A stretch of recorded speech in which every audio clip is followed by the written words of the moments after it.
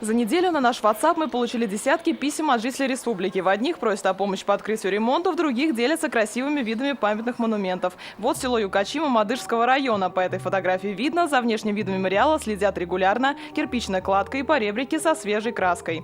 Перемещаемся в деревню Кичкитана Грызского района. Здесь тоже чисто и ухожена вся территория памятника. Жители села Пановка Пестричинского района поделились с нами. У них 3 года назад обновили стеллу.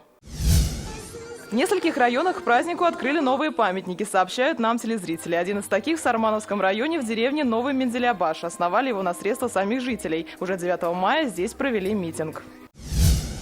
Новый обелиск украсил деревню Норма Балтасинского района. Из этого поселения на фронт ушли почти 600 мужчин. Каждый второй не вернулся. Стеллу с именами уроженцев-фронтовиков разместили рядом с Домом культуры. Старый же памятник разобрали. Он простоял более 50 лет. А в деревне Оксарина Заинского района памятник участникам войны помогли создать спонсоры. Часть средств за счет самообложения. Скульптором стал Фазыл Шияпов. Фигуры матери и сына серпом и молотом в руках полностью сделаны из бетона. Это память не только солдатам, но и женщинам, детям, которые трудились в тылу, на плечи которых так много выпало.